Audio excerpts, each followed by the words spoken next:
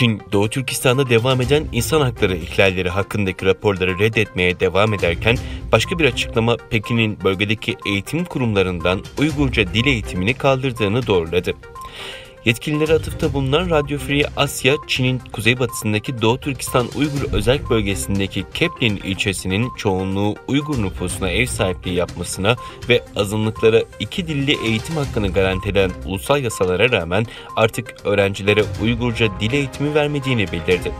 Keplin ilçesinden bir Uygur Türk'ü tarafından yapılan ve bu hafta Radio Free Asya'nın Uygur servisine gönderilen bir ses kaydı Uygurca dil eğitiminin kaldırıldığını doğruladı.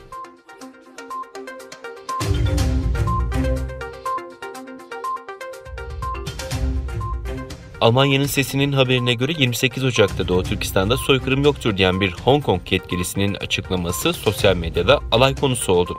Habere göre Çin yanlısı Hong Kong yetkilisi geçtiğimiz hafta Dilraba gibi bir Uygur kadın yıldızının varlığı Doğu Türkistan'da soykırım olmadığını kanıtlıyor şeklinde Twitter'dan bir açıklama yapmıştı.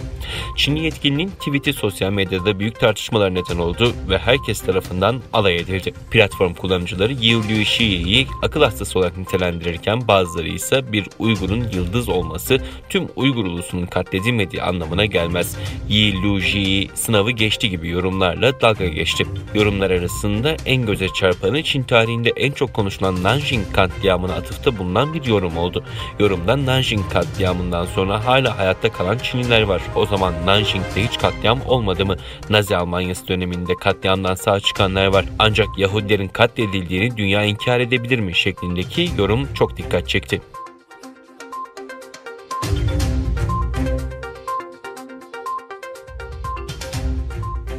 Eski Ulusal Karşı İstihbarat Güvenlik Merkezi Başkanı William Evania, Çin hükümeti Amerika Birleşik Devletleri'ndeki insanların %80'inin kişisel verilerini çalmış olabilir dedi.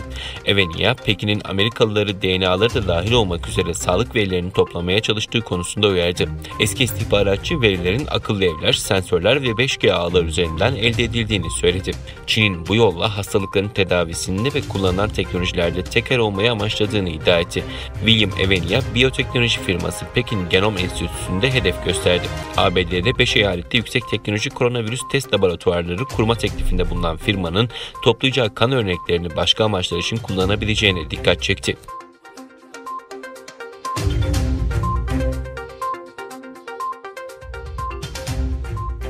Japonya'nın Çin'in sahil güvenlik ekiplerine ülkenin egemenliğini ihlal eden unsurları vurma yetkisi vermesinin ardından alarma geçtiği iddia edildi. Japan Times'ta yer alan haberde ismi açıklanmayan Japonya Dışişleri Bakanlığı yetkilisinin Çin'in çıkardığı yasanın uluslararası hukuka dayalı düzeni sarsabileceği uyarısında bulunduğu kaydedildi. Haberde Tokyo yönetiminin Çin'le ihtilafa konu olan Doğu Çin Denizi'ndeki tartışmalı Senkaku adaları üzerinden meydana gelebilecek askeri hareketliliğe hazırlandığı ve alarm durumunda olduğu belirtildi.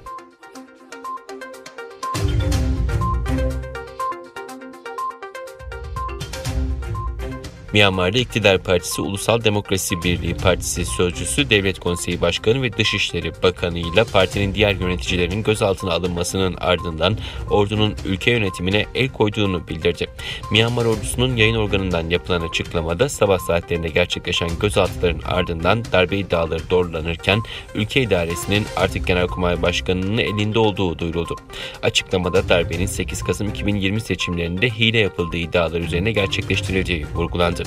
Darbenin ardından ülkede olağanüstü hal ilan edildiğini açıklayan ordu, Myanmar'ın bir seneliğine askeri yönetimle idare edileceğini belirtti.